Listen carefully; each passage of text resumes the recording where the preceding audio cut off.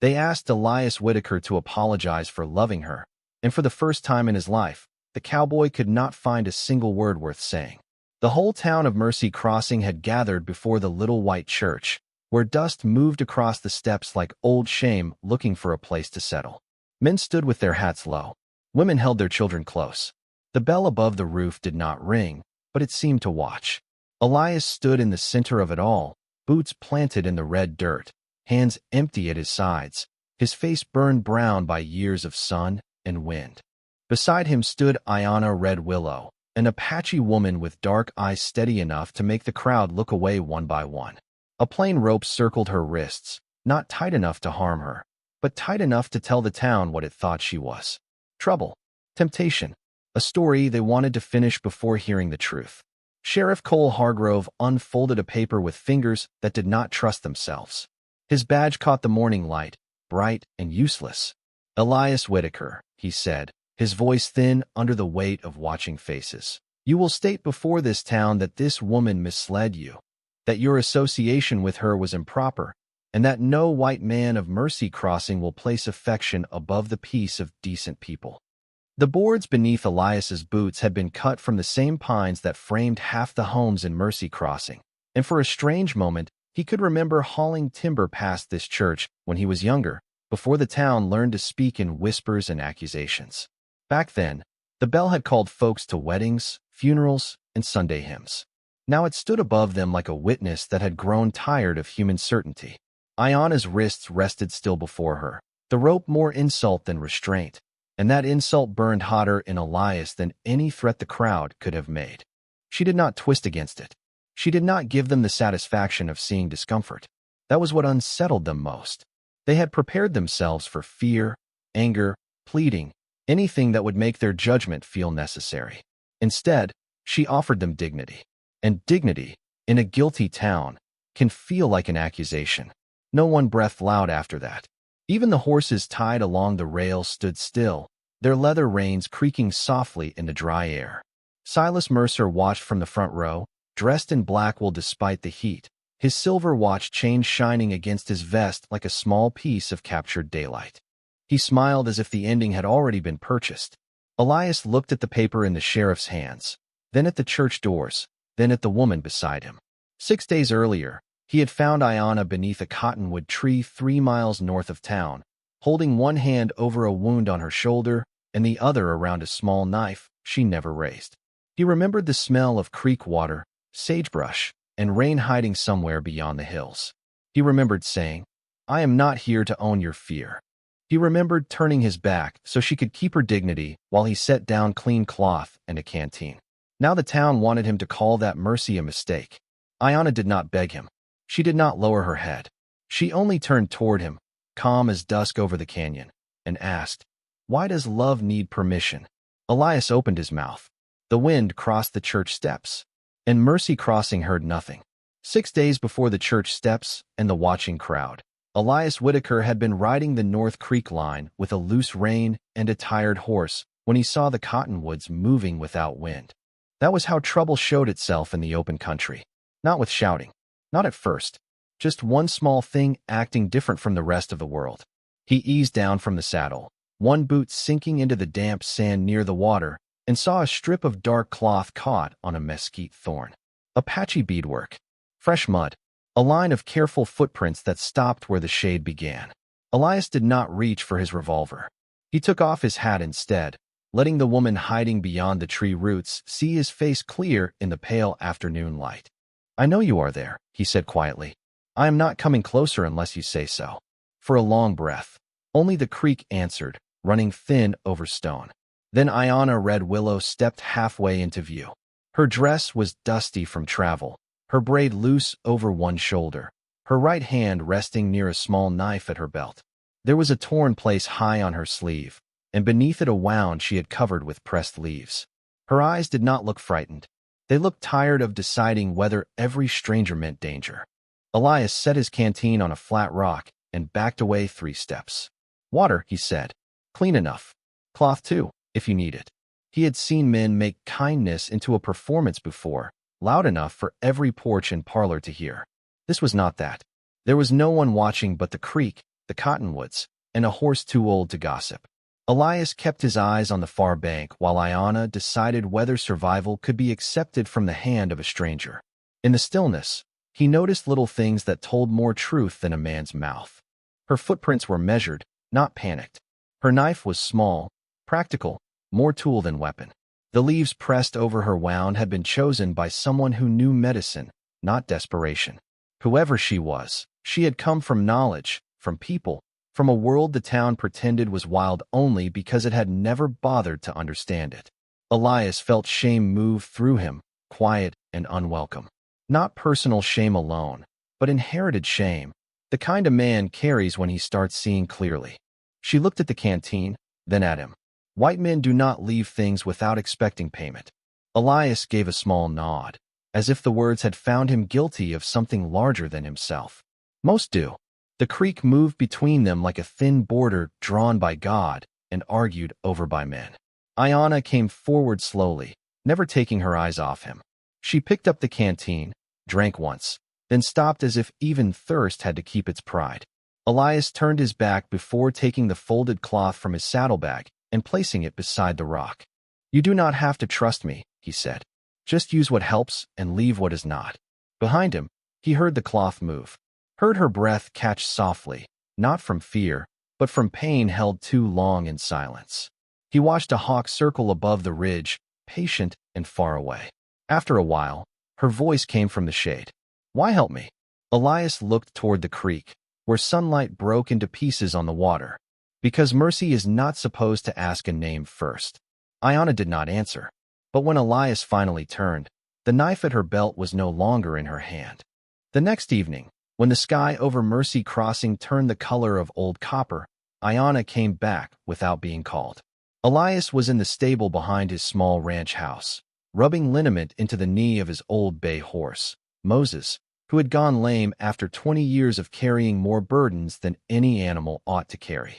The lantern on the nail gave just enough light to show the dust on the beams, the patched saddle on the rail, and the silver ring hanging from a leather cord around Elias Whittaker's neck. He heard her before he saw her, not because she was careless, but because the horse lifted his head as if greeting someone kinder than his owner. Elias turned slowly. Iona stood in the doorway with a small bundle of herbs tied in yucca fiber. The last light stood behind her, making her look less like a visitor and more like a question the land itself had brought to his door. "Your horse favors his left side," she said. Elias glanced at Moses, then back at her. "He has earned the right to complain." Iona stepped inside only after Elias moved aside. She did not ask permission, and he did not offer it like a man granting charity. That mattered. She knelt beside the horse, placed one hand near his leg, and waited until the animal stilled. Her fingers moved with the calm of someone taught by old hands and older patience. Elias watched the way Moses leaned into her touch, trusting in minutes what most men in town had never earned in years. "My mother knew plants," Iona said, crushing leaves between her palms until the smell of bitter sage and rain filled the stall. "She said the earth gives medicine freely, but people charge each other for kindness." Elias gave a quiet breath that was almost a laugh and almost not. "Your mother sounds like she understood this country better than the men drawing maps of it." Iona looked up then, and the lantern caught the dark in her eyes. "Do your people hate us all?" Elias did not answer quick. Quick answers were for men trying to sound clean. He looked at the worn floor, at his own hands, at the thin line of dirt beneath his fingernails. "No," he said, "but enough do that the rest of us learn to stay silent." She rose slowly, wiping her hands on a cloth. Silence can wear the same coat as hatred. Elias had no answer for that, because the truth of it had already walked through every street in Mercy Crossing. He had heard jokes at the mercantile and said nothing. He had watched boys mimic war cries behind the livery and told himself they were only children. He had seen signs appear in windows, then disappear when traders came through, then appear again when no profit was at stake. Each silence had seemed small in the moment, too small to challenge, too common to fight. But small things stacked high enough can become a wall. Iona turned back to Moses and tied a strip of clean cloth around the old horse's leg, her hands gentle, her face unreadable. The horse lowered his head until his breath moved the loose strands of her braid. Elias watched that trust pass between them, and wondered how an animal could understand in one evening what a town refused to learn in 20 years. Outside, a coyote called once from the far ridge. Elias touched the silver ring at his chest without thinking. Iona saw it. She did not ask what it meant. Not yet. She only stepped past him toward the door, leaving the scent of crushed sage behind her, and Moses stood easier on his leg than he had all week. By the third night, Elias Whittaker had learned that a quiet woman could change the sound of a whole ranch. The stable seemed warmer after Iona left, though the wind still came through the same cracks in the boards. Moses rested easier. The lantern burned steadier. Even the old house, with its sagging porch and windows clouded by years of dust, felt less like a place built for one man to disappear in. Elias told himself it was gratitude. Nothing more. Gratitude for the herbs. Gratitude for the way she had treated an old horse as if age were not a burden, but a record of faithful service.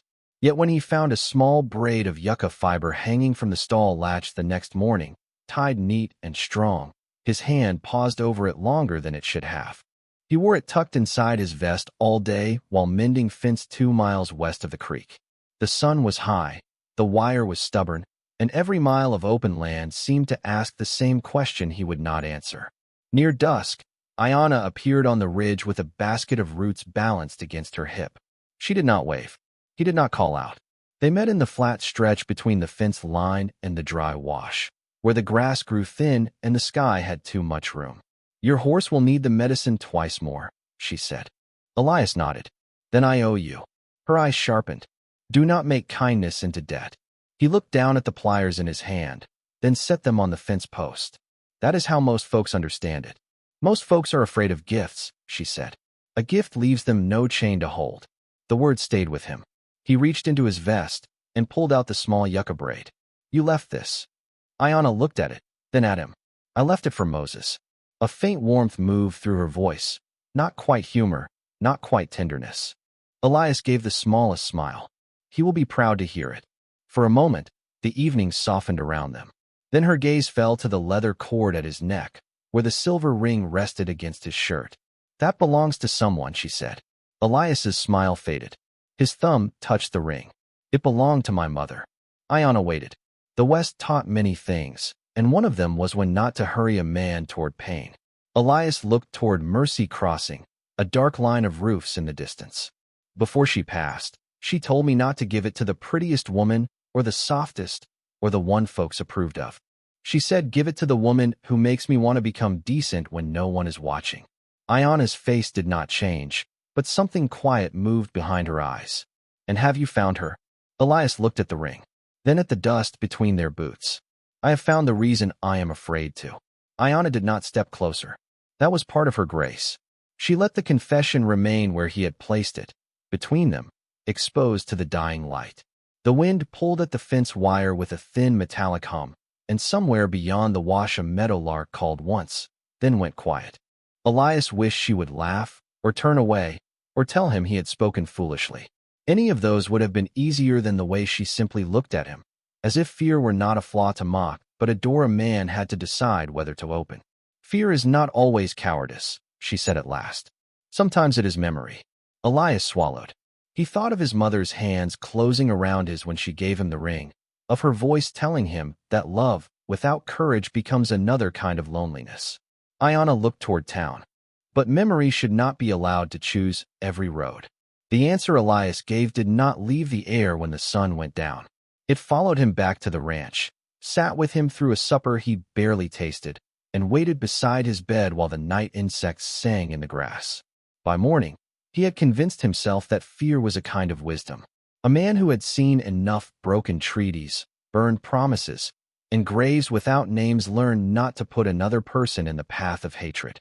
That was what he told himself while he tightened the cinch on Moses and rode toward Mercy Crossing for nails, coffee, and a reason to keep his hands busy. The town was already awake when he arrived. Wagons creaked along the main street. A butcher swept dust from his doorway as if the dust had not beaten him every day of his life. Outside the land office, Silas Mercer stood with 2 freight men and a rolled map under his arm. His smile had the clean shine of a blade that had never done honest work. Elias meant to pass without speaking, but Silas lifted a gloved hand. Whittaker, he called. Heard you have had visitors north of town. The street seemed to grow narrower. Elias stopped beside the hitching rail. Folks visit. Wind visits. Coyotes visit. You will need to be clearer. Silas stepped closer, lowering his voice just enough to pretend at friendship. An Apache woman has been seen near your place. That kind of company makes decent people nervous. Elias looked past him to the general store window, where two women had gone still behind the glass. Decent people get nervous easy when someone else teaches them how. Silas's smile thinned. Careful. This town protects its own. Then it ought to start, Elias said. The words were quiet, but they landed.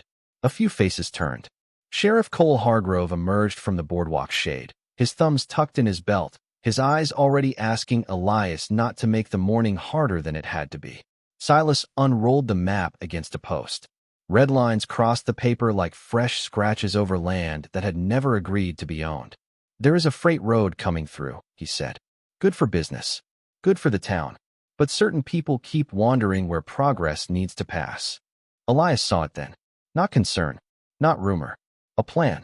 The creek bed, the cottonwoods, the ridge where Iona gathered medicine, all marked in red. The red ink crossed places Elias knew by smell and sound, not by survey number. A bend where deer came at dawn. A shallow shelf where Moses liked to drink. A stand of willow where Iona's people had gathered medicine before any courthouse had thought to stamp ownership onto paper. On the map, those places looked empty. That was the trick of maps drawn by hungry men. They made living ground appear and used, then called the taking of it improvement. Elias studied the date in the lower corner, written in Mercer's careful hand, and something in him tightened. The plan was older than the rumor, older than last night, older than any supposed danger Silas now claimed to fear. This was not a reaction. It was a design waiting for a face to blame. Sheriff Hardgrove glanced at Elias, and for 1 second his eyes showed that he saw it too. Then he looked away, and the moment passed like dust under a wagon wheel. Silas tapped the paper with one finger. A man chooses where he stands, Whittaker, with his own kind, or in the way.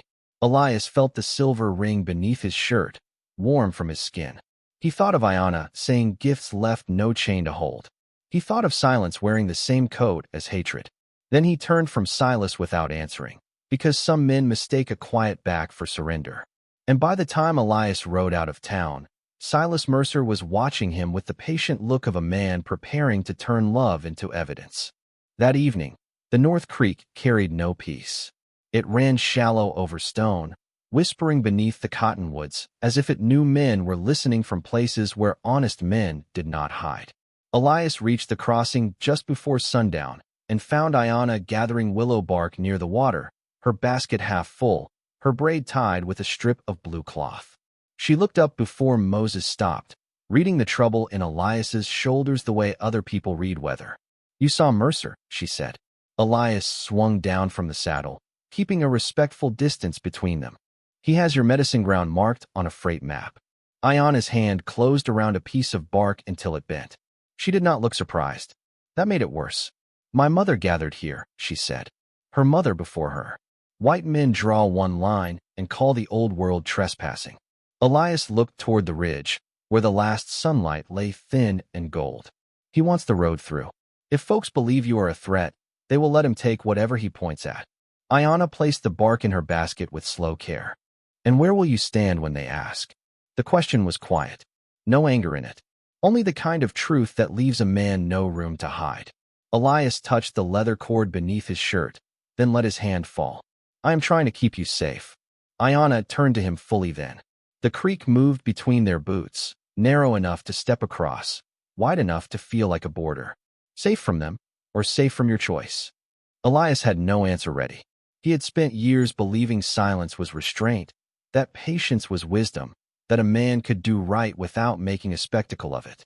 But standing there with the sunset behind her and fear sitting heavy in his chest, those beliefs began to look like old excuses wearing clean shirts. For a while, neither of them spoke. The creek did the talking, making patient music over stones worn smooth by more seasons than either of them could count. Iona knelt and rinsed her fingers in the water, and Elias noticed how carefully she moved, as if every place had a spirit and every gesture should leave less harm than it found. He wondered what Mercy Crossing would look like if men touched the land that way. Fewer fences, maybe. Fewer lies. Fewer graves dug for pride.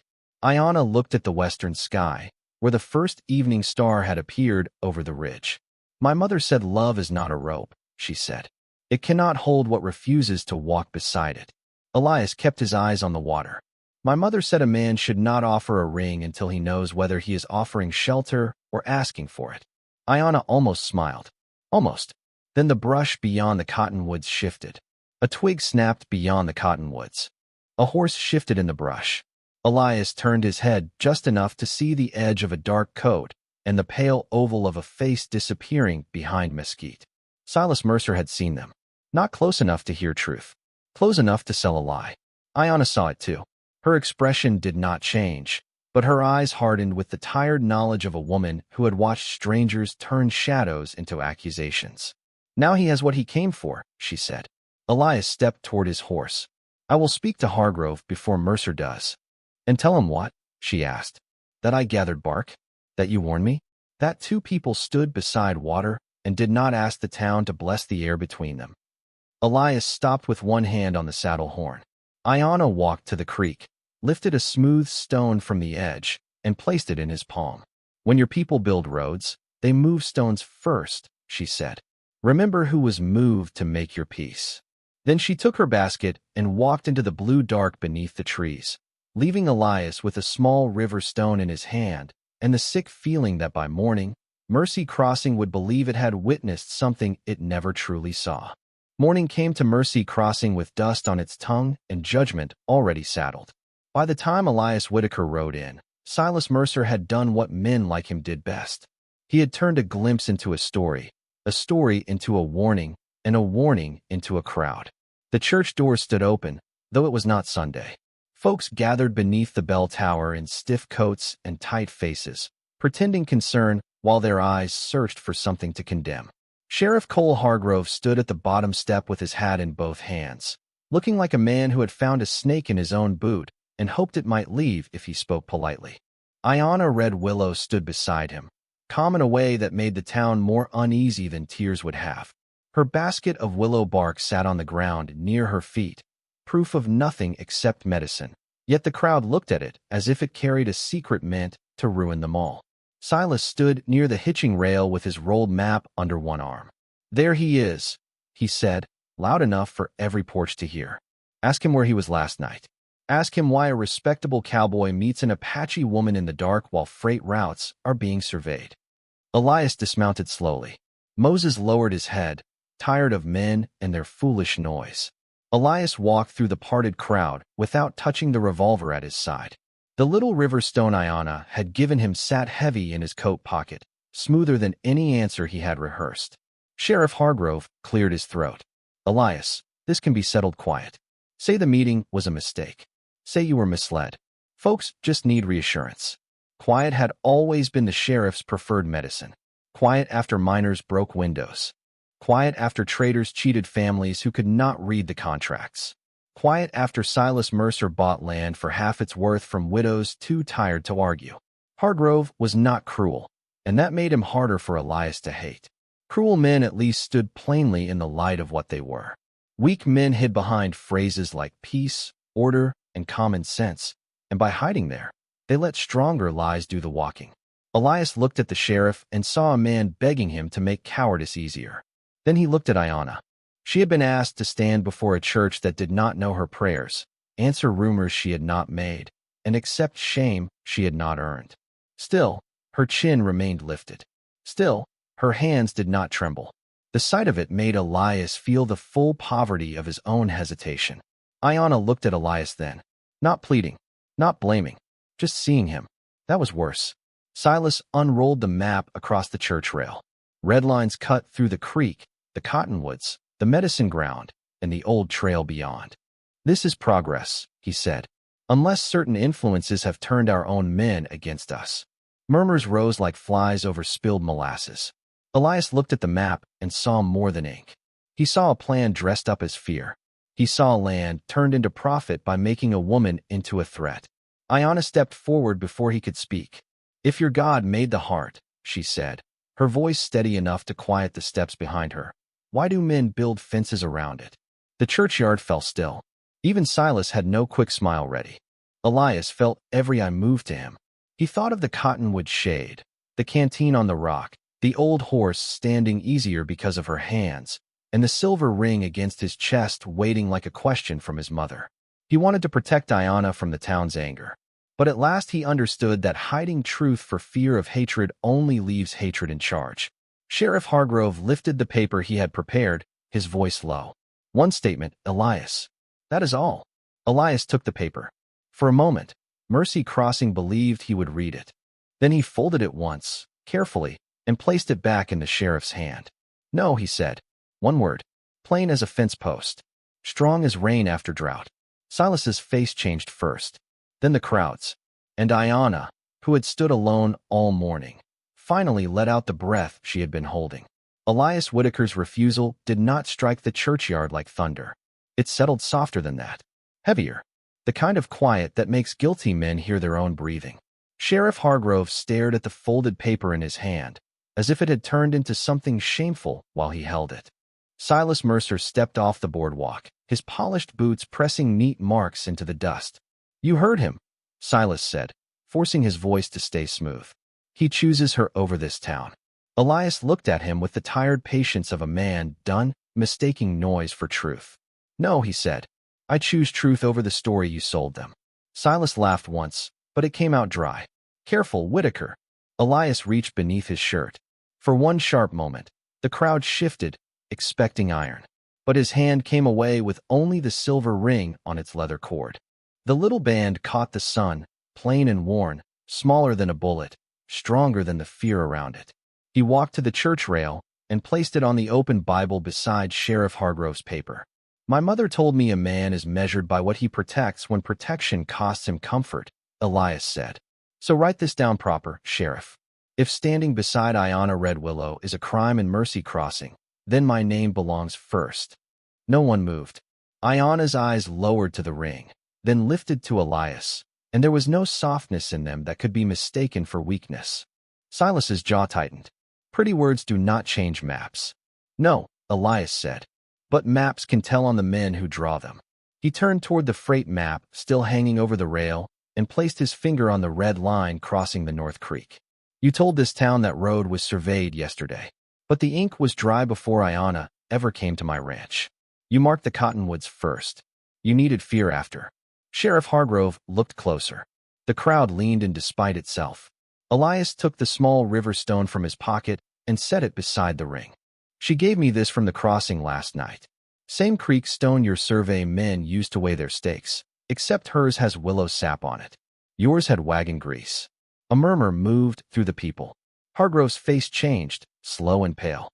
He reached for the map, then for the folded permit tucked behind it, where Silas's signature sat dated 3 days earlier than his accusation. Sheriff Hardgrove read the date once. Then again, his lips moved without sound, as if the numbers themselves needed to be confessed before they could be believed. 3 days. The permit had been signed 3 days before Silas claimed to have discovered danger at the creek. 3 days before he saw Iona and Elias beneath the cottonwoods. 3 days before the town was told to be afraid. A woman near the front covered her mouth with one hand. The butcher lowered his broom. Even the boys perched on the water trough stopped whispering. There are moments when a crowd becomes aware of its own weight, when every shouted word from an hour before returns looking for the mouth that released it. Silas Mercer adjusted his cuff, but the gesture had lost its polish. His fine black coat suddenly looked too warm, too tight, too carefully chosen.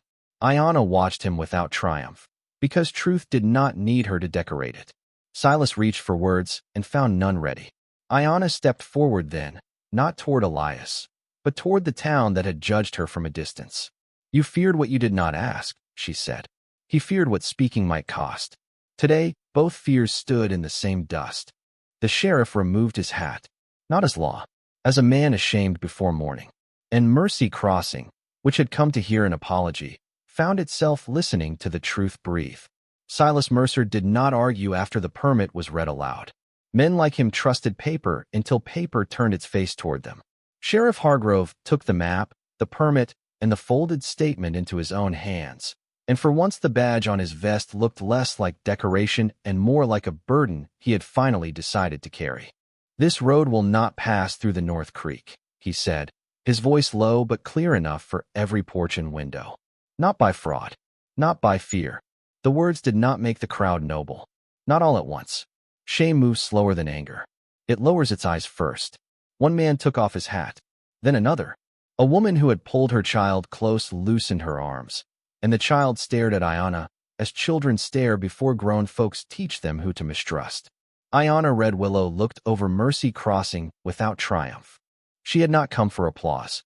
She had come to leave with her name unbroken. Elias Whittaker picked up the silver ring from the Bible, but he did not put it in her hand like a claim. He held it open on his palm, beside the smooth creek stone, both small things carrying more weight than all the shouting that morning. "Iona," he said, and the way he spoke her name made the churchyard quieter than prayer. "I have no permission but my own heart, and it is not worth much unless you want it walking beside yours." The town waited for an answer as if love were another verdict to be delivered from the church steps. Iona looked at the ring, then at Elias. For the first time that morning, something close to a smile touched her face, small and guarded, like sunlight entering a room that had forgotten windows. "Then stand up," she said softly. "I will not join my life to a man beneath me. Walk beside me." Elias rose. No kiss followed. No cheering. Nothing that could turn the moment into a show for people who had not earned it. Iona untied the cord from his hand and looped the ring back around his neck, leaving it there until the day he could bring it to her people with respect, not rescue. Then she picked up her basket of willow bark. Elias picked up the creek stone. Together they walked down the church steps, past Silas Mercer's silent face, past the sheriff's lowered hat, past a town learning how heavy a wrong assumption could become. They reached Moses together, and the old horse nudged Elias's shoulder as if reminding him that even brave men still needed something solid to lean against. Iona rested her palm against the horse's neck, murmuring words too soft for the town to understand. Elias did not ask for their meaning. Some things did not belong to him just because he wished to know them. Across the street, Sheriff Hardgrove began removing Silas's freight notice from the land office board. He did it slowly, in full view of everyone, and each pulled nail sounded louder than it should have. No one cheered. The town had not earned celebration yet. But a door had opened. A child stepped from behind her mother's skirt and looked at Iona's basket. "Is that medicine?" she asked. Her mother stiffened, then stopped herself. Iona turned, considered the child, and nodded once. "For healing," she said. The child accepted the answer as children do, simply, before adults teach suspicion to speak first. At the edge of the street, Moses lifted his head and gave a tired breath into the warm wind. Iona placed one hand on the old horse's neck, and Elias stood beside her without speaking. Out beyond Mercy Crossing, the North Creek still ran over stone, free of red lines, carrying cottonwood leaves toward the open country. And in that quiet, folks understood what no sermon had managed to teach them. Love had not asked permission. It had only asked for two people brave enough to stop apologizing